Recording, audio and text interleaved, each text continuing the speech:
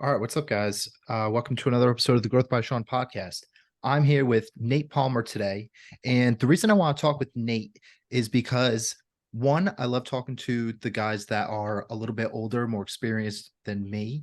And the big thing is that I'm going to be able to ask Nate questions today, really about why there is so much information out in the world, but there's such a lack of action to the information that we have. So, Nate, welcome to the show. Thank you, Shawn. Man, I'm pumped to be here. This is gonna be fun. Sweet. Yeah. So normally what I'll do is I'll start with just like a little bit about you and things of that nature. We were just chatting about your podcast, the Low Carb Hustle Podcast, which just hit 1 million downloads. So that's pretty sweet. How you feeling from that? I'm like pumped up, man. Like I've been chasing that for a little bit. And I know like it's a vanity metrics, it doesn't necessarily mean anything, but it's fun to have, like had 1 million people listen to the show. Like that's crazy. Yeah. How long have you been doing it for? The podcast has been going since about 2018, but I had a previous podcast they started in 2016. So I've been podcasting for roughly 7 years. Oh, okay. So you've been in the game for a little while now. Okay. Longer than I Definitely. have. Yeah, how I want to get things started is just like the initial kind of cliffhanger that I left us with is there's so much information in the world right now. I feel like people know what to do in terms of getting healthy, but they're not doing it. What is holding us back from actually getting into the shape that we want to get into? Yeah, probably Taco Bell, I would think. It's probably my number one, maybe Cinnabon. Okay. But like, I mean, you're right though. There's a million pieces of information, 1 million different trainers, coaches, nutritionists, and they're all saying different things too. Mhm. So I think there's like a level of complexity. And then we live in a society right now where like perfectionist tendencies seem to be overwhelming. People are like, if I can't do it all the way, then I'm not going to do it at all. Or like, I blew it, screw it kind of mentality. I didn't eat right. So I'm going to eat really poorly for the rest of the week because I screwed up on Saturday. And so I think that like that there's a, beyond even the tactical stuff, the day-to-day stuff, the exercise and nutrition, because at the end of the day, I think we all agree that you should eat more whole foods, you should move more and drink more water. Like everyone says that. Everyone agrees with that, regardless of the nuance if you're choosing low carb backloading or keto or paleo or CrossFit or HIIT training, whatever else. Eat healthier foods, exercise more. It's obvious. Mm-hmm. But the problem comes when we start trying to do things that are outside of our personal identity and how we view ourselves. So if I always am thinking of myself and I'm my internal mental track is being like, I suck at playing guitar. I'm not a musician. I've never been good at music. And then I go pick up a guitar and I play 30 minutes a day because I'm like, I'm going to learn this time. But I keep being like, I suck. This is not me. I can't do it. Then even if I manage to play the guitar for like a month, 2 months, 3 months and get some skill development there, I'm not, once that challenge or that brief moment in time finishes, I'm not going to go back to it because we'll never act outside of our own personal identity. Right. So if you heard or read the book, the Jocko Willink book, or heard his quote, discipline over motivation. Yes, I've heard that. Yeah. Yeah. But I think it goes one level deeper than that because discipline's great, but until you change your personal identity around these core pieces, you'll never act outside of your identity. I had a client one time, he told me, he's just like, I'm just the funny fat guy. I clean everyone's plate at dinner, we'd make jokes about my belly. He's like, that's just who I am. And I'm like, well, no matter what I give you here, it's not going to change the fact that your identity is the funny fat guy. You will always go back to that because that is who you believe yourself to be intrinsically. So I think when we start changing the narrative and the question, Shawn, from being like, what do I do to get in shape? Which it's fucking obvious. It's like, there's 1 million. I just want to know how many searches you can get on Google if you do that. How to get in shape. There are showing me 18 million results. So a lot of information out there. You can figure it out. But rather than that being the question, shifting to how do I change my identity to be someone who is fit and healthy? That's a question that is worth answering, and better questions are going to get you better answers. Yeah, I was really just thinking about this today because when I was listening to a couple of your podcasts, you had on a few clients that you had riffed with back and forth, where it was you had asked such good questions to them about what they actually want and what's sustainable for them. It wasn't just surface level. It wasn't what weight do you want to be at. It was how do you want to feel? What kind of energy do you want to have? Where, why do we have such a lack of identity right now? Or um, I could word this in a better way of why is it so difficult to recreate our identity that we've built? Well, I've heard that between between 5 months and 12 months, you start developing a personality. Your central nervous system does this as a way because you start separating yourself from the world and you start being like, I am an independent entity outside of just the regular, like everything else that's going around me. And then once we get to like 1 year to 5 years, we start forming a personality. And I'm a big believer in the Enneagram. So we choose like one of 9 different personalities. And within those personalities comes a intrinsic fear. So I identify as a type 3, which is like the entrepreneur, the achiever. So my biggest fear is that I won't be able to, I won't achieve. And so that is a key component of what drives me on a regular basis. So I think that a lot of times when it comes time to change our identity, we need to work with what are our priorities? What are our goals in life? What are our core values?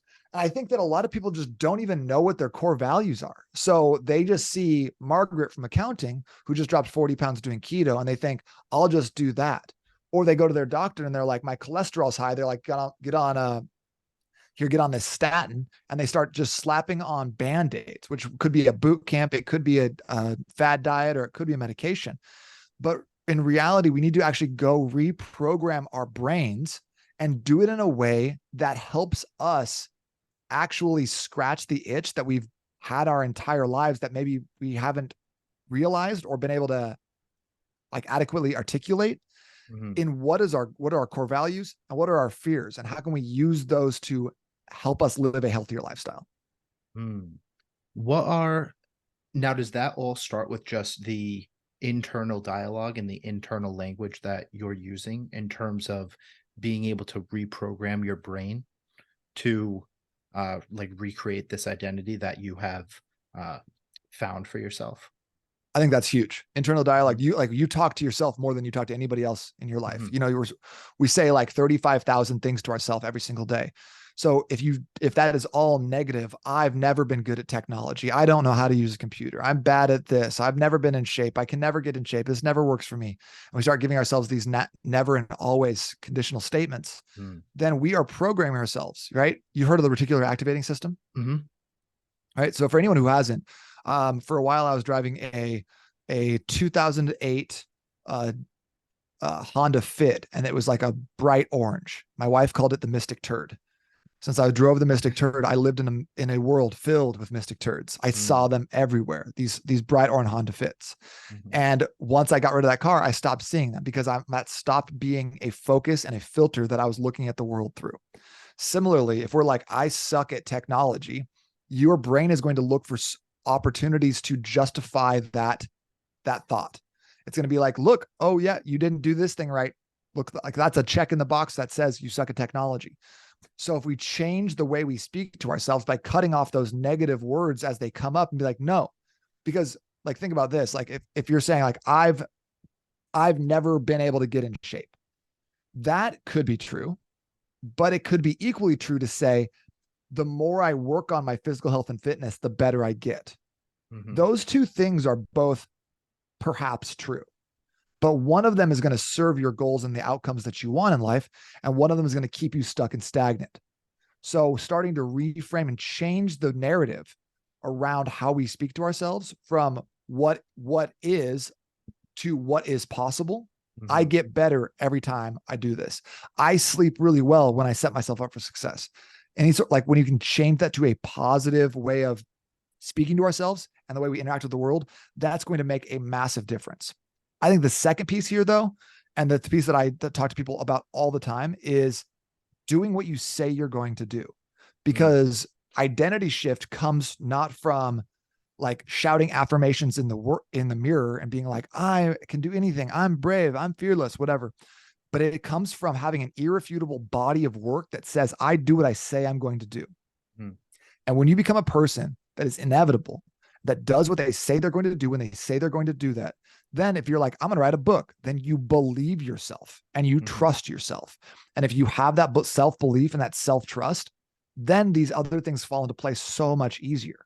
But if you're the type of person who's like, I'm going to get in shape, diet starts Monday, I'm going to do it this time, New Year's resolution, and you never do it, what you've been training yourself to believe about yourself is that I'm a liar. I don't follow through my commitments, and my word is not good. And if you believe that about yourself, like, you're going to never be able to set a goal and go ahead and accomplish it. And also everyone else believes that about you too. You know, the person that you're like, they're like, yeah, I'll be there at 6:00. And you're like, I'll believe it when I see your eyeballs walk into the room at 6:00. Yeah. Not until then. You know that person? Yeah. Yeah. But that's how we think about ourselves. Yeah. I love that you've brought this up. This is not the first time this has been brought up on the podcast, which is phenomenal. From your point of view, why is it so difficult that we hold promises to ourselves, but it's easier for us to hold promises to others? I think that there's a couple different like motivational like tendencies people have. Like, have you heard of the 4 Tendencies by Gretchen Rubin? No. She basically lists off like there's 4 types of people, and it's all based on motivation. There's the upholder, who is good at doing what they say they're going to do and good at doing what they say that they're going to do for someone else. There's the obliger. Think about our moms. That's like the typical obliger, who's does a bad job at being like, I'm going to take care of myself and do what I say, but they do an amazing job helping out everyone else around them. There's the questioner, who needs to have answers to why before they can get started. And there's the rebel, who has a hard time doing what they say and hard time following along with instructions as well. So you probably can think of one person who fits into each of those demographics. But I think that we're always more willing to go out of our way to do something for someone else because we value what they think of us, and we want to make sure that like we are putting that their goals and status ahead of ours. And I think that like that's just intrinsic to human nature, unless you're a sociopath.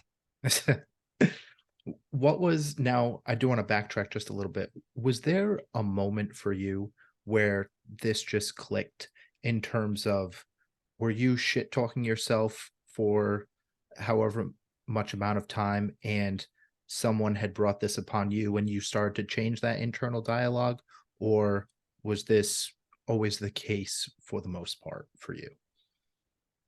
I feel like for a long time, so a little like backstory on me is when I was growing up, I was 12 years old. I'm at home by myself, waiting to go to school in the morning. I'm like in 7th grade, and someone knocks on the door. I don't answer it. They come around to the back and they break a window and they come in my house. So I'm home by myself, like during a home invasion burglary. And so I grab a steak knife and I go hide in my room under the bed and I lock my door. The guy comes down the hallway and he pounds on the door. Could have easily just kicked it down. Ends up not, steals a bunch of stuff, leaves.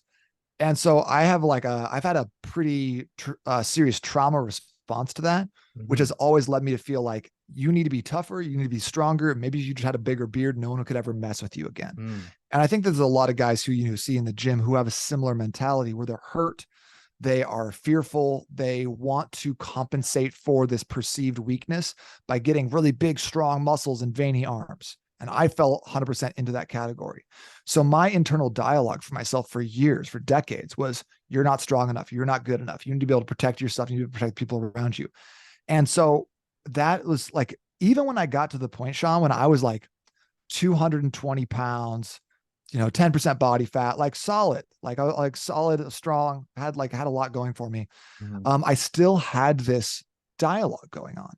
And it wasn't until I was able to actually identify that and say like, no, you know what? You are enough. You are strong enough. You are good enough. You can like be that for yourself, and start changing over, like, honestly, the course of years to reflect who I actually am and not this 12-year-old mentality that I've been stuck in. That's when I started to actually be able to use fitness and health as a positive, as seeking out pleasure rather than this mentality that I had for years of avoiding pain. Does that make sense? Yeah. Yeah. Now, was that just like an epiphany type moment for you? Or Well, you said it was over the course of years, but in terms of going back to that, like scared boy that was under the bed, was there work that had to be done to let go of that in a sense, or was there just a moment where you were like, oh, you know what, this is really not me, and I can change this. I mean, I think there's that initial moment. I think I caught myself, like caught my eye, like I was like at a party or something like that, and just like in a bad place, been drinking, whatever else. And I Mhm. just was like, that's not who I want to be right now. Like, I don't like what's going on with myself.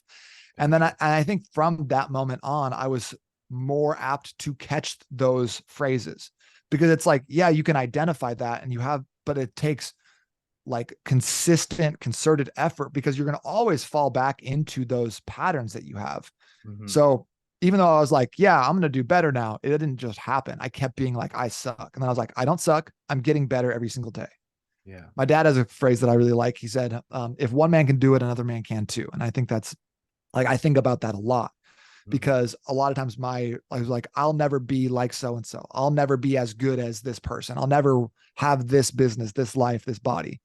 And then I think to myself, you know what? If one person can do it, so can I. I got that Mhm. as well. It's just going to maybe take me a little longer, just going to take more effort, more energy.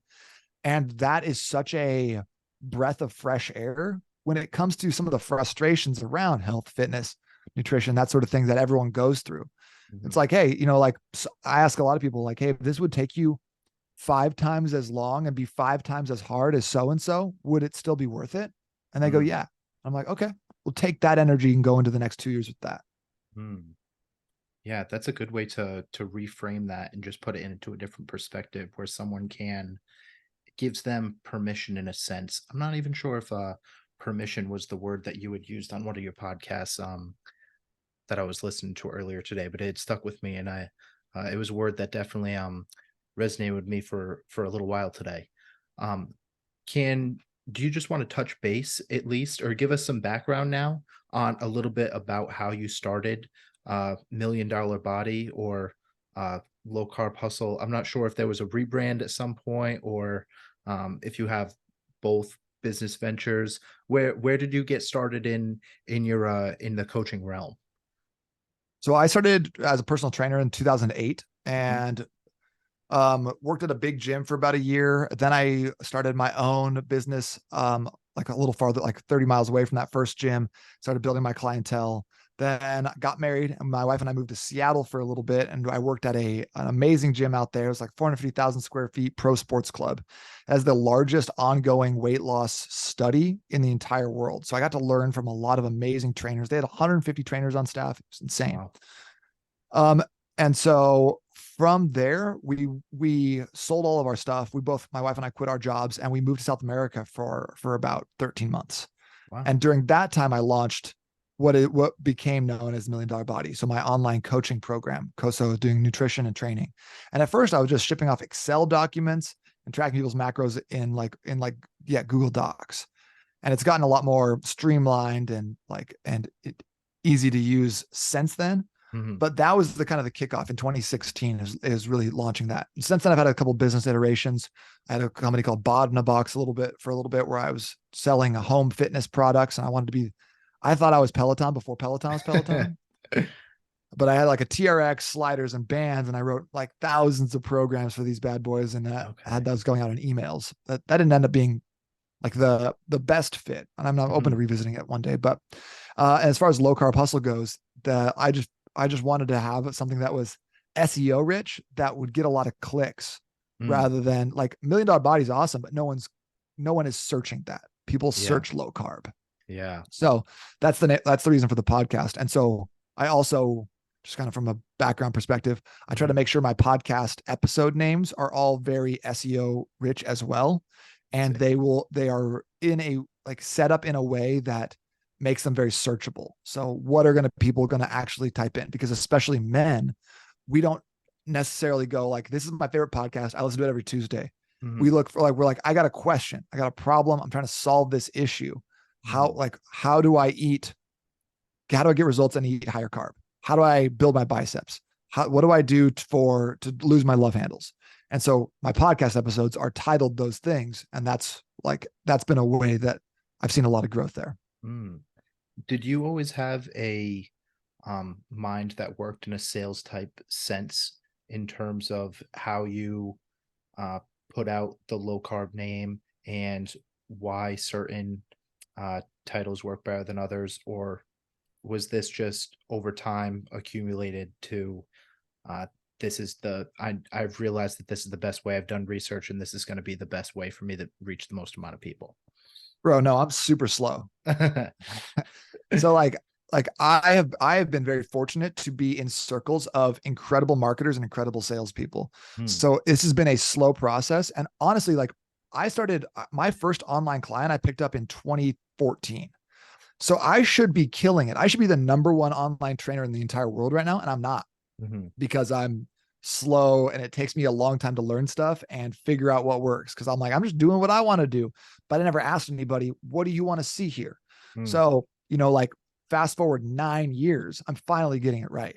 And I think about that a lot when it comes time, like when it comes, people are like, it's been 3 weeks and I haven't seen any results. And I'm like, okay, keep Mhm. going, keep going, you know? Um, but I was always entrepreneurial. When I was Mhm. young, I had a big yo-yo hobby. And so I bought what they call a skein of strings. It was 1,000 strings. And I walked around my neighborhood selling strings to my neighbors for a quarter. I think people just bought them just because I was selling them, not because they had yo-yos. Yeah. My first job I got at 11. I worked on a ranch shoveling horse poop because I wanted less riding lessons. My parents were like, we can't afford it. I was like, I still want to do it though. So I would ride my bike at 5 a.m. every single day to this ranch. I feed the horses, clean up the poop, and then once a week I'd get a riding lesson. Mm. Wow. What keeps you going now? Uh what's the legacy that you want to Stimulants. stim Sorry. No, I understand. I understand. But I mean, we can definitely get into stimulants too, Nah, because I'm just playing. I think, well, I mean, that's also something that everything can be debated in a sense at this point, I think. And there's research that uh can say that stimulants are good. And if you look hard enough, there's research that says stimulants are bad, just like every food out there that you can find research one way or the other, depending on whichever way you want to focus it. So, but yeah, so in terms of what keeps you going now, what is the vision for where you want to take your brand, and what it's going to entail? That's a great question. And honestly, something I've been struggling with because I heard something recently when I was going back over, like, do you ever like go to conferences and then like write a bunch of notes and then never look at them again? Yes. Yes, I like that also. So I've been trying to go back through and like look at my notes from some of these conferences because I've had like in the last 2 years, I've had some incredible opportunities to see insane speakers and just hear so much wisdom that like I'm like in the moment, I'm like amazing. And then I forget about it. So going Mhm. back through that and something that Brad Lee said that which was figure out what you want and then visualize it every day. Mm. And like it's so obvious and basic, but I don't necessarily know if what exactly it is that I want when I go to visualize it, I don't have like is it me standing on a paddleboard in the middle of a lake because I have like time and location freedom? Mhm. Maybe it's me checking my bank account. I don't really know. So what I do know is that I want $1 Million Body to be a brand that brings impact. And I don't even need it to be like the brand that's doing $1 billion in sales. I want people to know about this method of nutrition and training because it is so effective and so sustainable that people who do it say to me, this is not even a diet for me anymore. This is just how I eat. Mm. Because when you start focusing on how energy works and how your productivity increases and using your health as a way to get there, then it becomes so much easier to fall in line with the nutrition and diet rather than like beating your head against a wall over and over again, trying to cut calories to 1,200 and do 4 days a week of HIIT, and you're like, Mhm. this sucks. Let's make it easy. Like the obesity and overweight statistics in the United States right now are 60 or 65%. Okay. Mhm. We're losing big time. Only 23% of military age males can actually qualify for military service because they have the proper health. We're losing the fight. So I want to be the person who is showing you how to get this done in a way that's unique and actually resonates with the people I'm trying to talk to. If you're just living for the weekend, you're trying to smoke a vape with your friends and drink 47 beers on Saturday and Sunday, I don't have anything for you. But if you want more, if you want to be your kid's hero, if you want to be a leader in your community, if you want to build a business that makes an impact on your employees, your community, and your bottom line, I want to talk to you about how to dial in your fitness. So that's why I wrote the book, The $1 Million Body Method, because I want in 10 years, someone to be able to pick that book up and change their life off of it. You know, I don't need that. I don't need them to pay me thousands of dollars to get that information. I just want to have that available for people. So my goal is growth in some capacity. I know that if I help 1 billion people, I'm going to make a lot of money too. So I don't know. What do you think? What do you think I should do? Man, hell if I know. I mean, you do a lot of cool, a lot of just fun, different things that you don't see people that are just entrepreneurs in a sense do. You see a lot of people that will go and focus on their business, and that's the content that they put out is only business. But with you, you see the lifestyle side more as well, in terms of when you go and do the open mics and things of that nature. Like, you bring more of a familiarity, like, okay, this is more of just a normal person, as opposed to we see other people and we think that we can't get there, where there's more of an easygoingness to you and a familiarity, you know. So I don't know where you should bring your brand to, but I mean, I think it's overall, like, you're a good guy from the one conversation we've had for half an hour so far. Sure. Yeah. But I mean, what do I really know? I'm in the same boat. But where was I going to go with that now? Oh, so when we look at it, the energy, okay, in terms of cognitive focus, okay, and energy in the body, what is it that makes food or body fat percentage, or what are the factors that impact how much energy you have per day and how you can think more clearly? A couple things here. Sleep, water, breath work, and food are all massive aspects. And so to dial in sleep, you want to be sleeping in a dark room, and you want to have your sleep hygiene on point, where you're going to sleep and waking up at the same time 7 days per week. If you do that same thing Monday through Friday, then you stay up late and sleep in late on Saturday, Sunday, you're going to be screwing yourself up. You're starting from scratch every Monday. We want to measure our streaks in terms of months and years, not in terms of days and weeks. Water, we want to make sure we're drinking filtered water, having plenty of it, because water is the main thing that fuels our body. We're all 65-70% made of water. And if you don't have enough water in your system, your brain is just not going to focus. So drinking 32 ounces of water first thing in the morning is a key to longevity, to energy, to focus. Breath work. There's a couple of different breathing techniques that I love, because most people are just exist in this shallow, like, fight or flight breath all the time, and they never actually take a full inhale or a full exhale. And I think if you can do that, you can do it in a way that is effective. By the way, do you mind if I show you my favorite breathing technique? It's top Please, secret. Yeah, go ahead. Okay. So if you're ever in the place where you're like, I'm going into a podcast, I got a meeting, I got a sales call, I'm low energy, and I need to change my state, there's a specific way to breathe. And I'll come back to nutrition in a second. That can literally elevate your energy and change your state automatically in 5 breaths. Okay. It's called double breathing. Okay. It's a special forces secret. So what you got to do is you're going to breathe in through your nose. You're going to take a sharp inhale and then a long inhale. And then you're going to breathe out through your mouth. You're going to just do a sharp exhale and then a long exhale. So it sounds like this.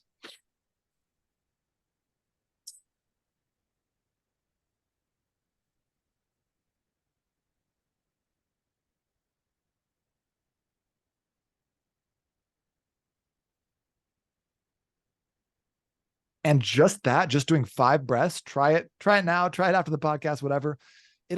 You'll feel tingly, your head will feel warm. And what most people experience is maybe like a little lightheadedness, because they've been oxygen deprived. So when you actually give them enough oxygen to be able to create energy within their bodies, they start feeling weird in their fingertips and then their heads. So that's a clear sign that you need to do more breathing exercises. There's a million out there. Box breathing, like the 5-3-7-7 breathing, the Wim Hof breathings, they're all great, but pick a breath work and make sure you're actually fully inhaling during the day and then fully exhaling. There's a lot of stagnant air that just sits at the bottom of our lungs unless you actually go and squeeze all that out of you. So that's huge. And then the last one is nutrition. And this is the key to the $1 Million Body Program. And I teach people how to do this all the time. But the basic premise is if you want to do more, eat less. You want to do more, eat less. Mm-hmm. And because have you ever had a Chipotle burrito at lunch?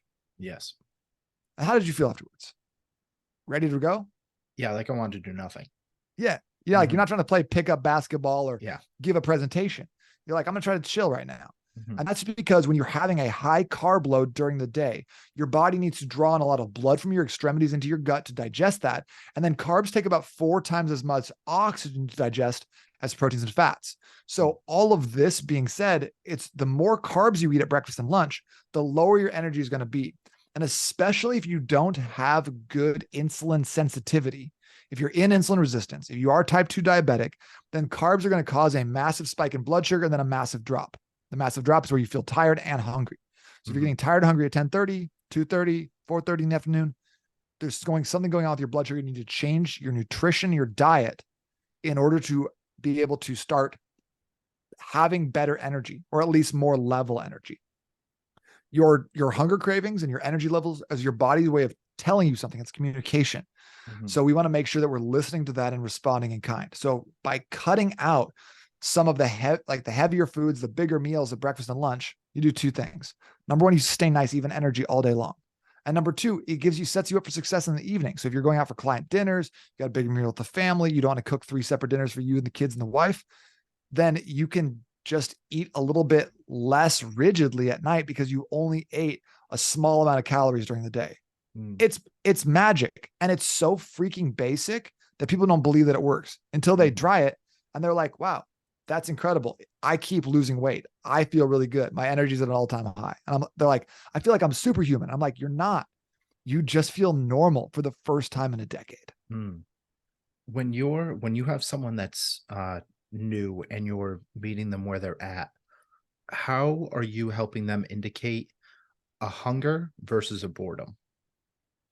That's a good question. A lot of it is just like paying attention to those signals, and rather than just like taking them at face value and being like, oh, I feel hungry, I should eat that half of a donut. But look at that and be like, okay, I'm hungry at 10:30. There's a half of a donut. Am I bored? Am I like not doing something stimulating? Okay.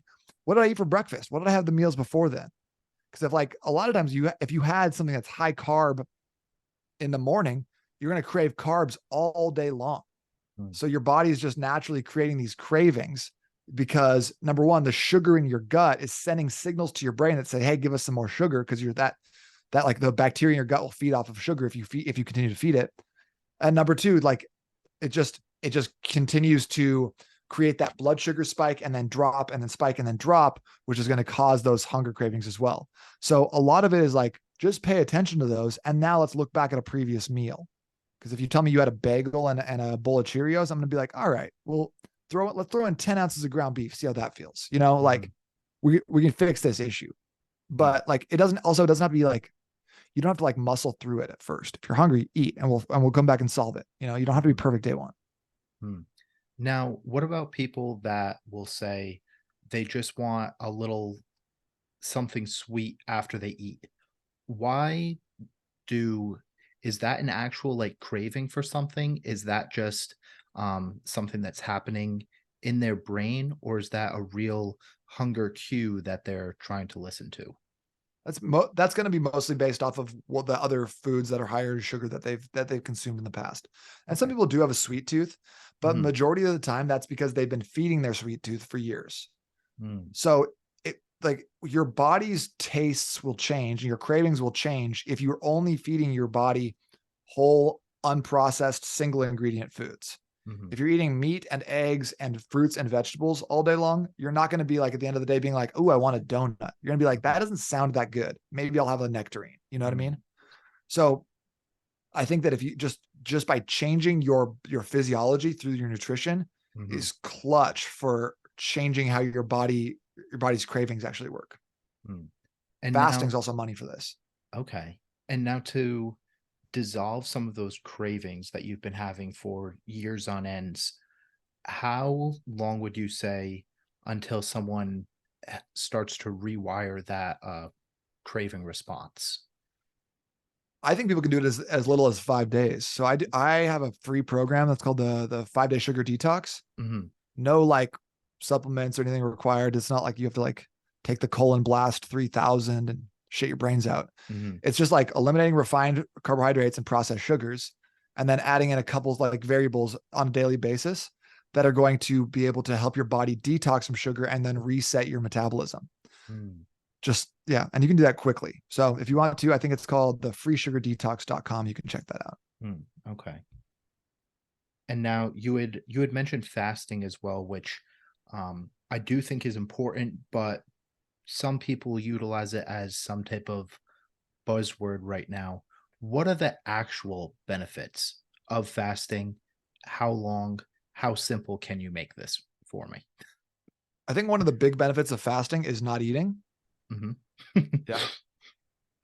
When you're fasting, you literally are not eating calories. So a Mm-hmm. lot of people find good results from that, because if you're not eating, then you can't eat. So that's a pretty good benefit. You know, like, but a lot of people tout these like magical properties of fasting. It's autophagy. It's your body's natural detoxification system. Yeah, true. Oh, it increases your growth hormone. Yeah, also true. Mm-hmm. But like the main benefit is having a structured binary time in your week where you don't eat. Mm-hmm. So I think that, like, you know, if you can go 24, 36 hours without fasting, cut out 20% of your weekly calories, you're going to start seeing success, even if your diet is not 100% on point. It's awesome. It works. Yeah. There is the process of autophagy, which cleans out broken and damaged cells and replaces them with new ones. That's great. Super healthful. Your stomach will actually shrink back down to its normal size. Most of our stomachs are engorged from, you know, eating refined foods and McDonald's hamburgers, which you can consume in 3 bites. You don't have to chew them at all.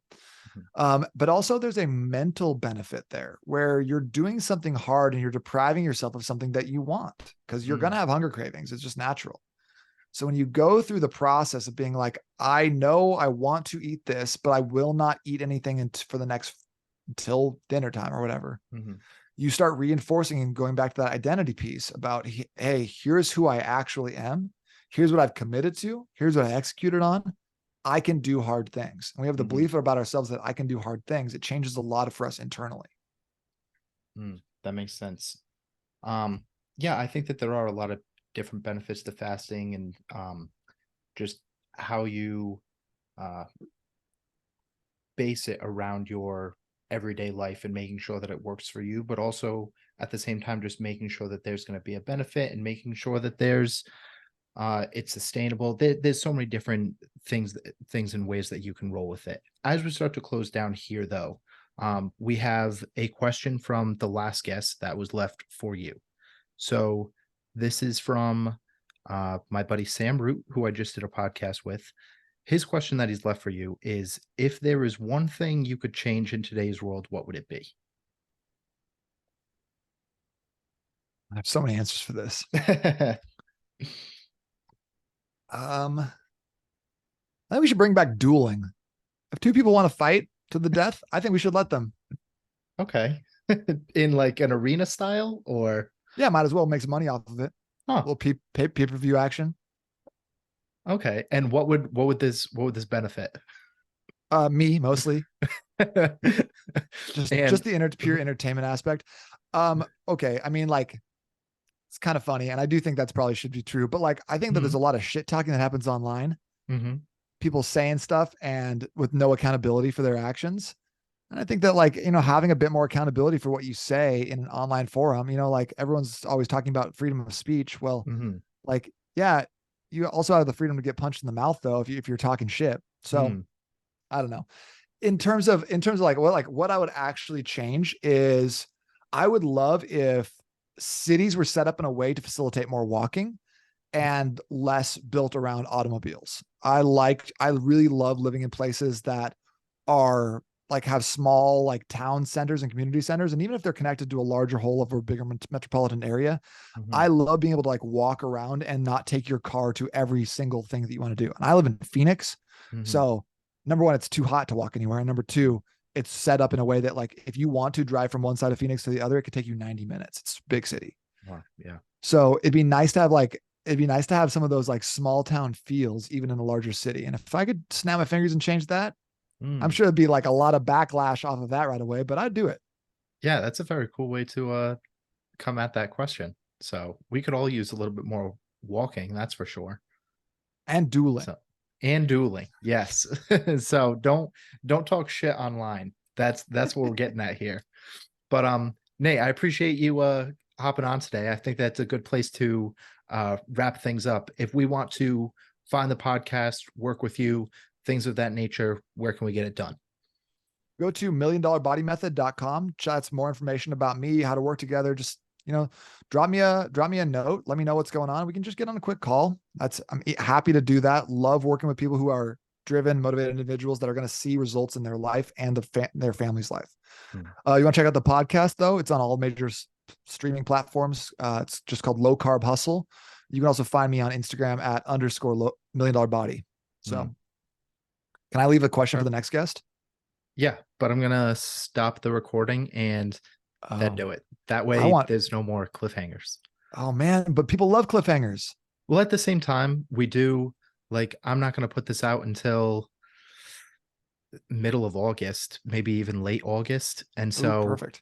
yeah. And so in terms of like an actual cliffhanger, if you're an everyday weekly guest, sometimes I do podcasts in person, sometimes they are on Zoom like this. And so depending on when and who comes on and if they're in person versus if they're on Zoom, sometimes they don't line up every single time.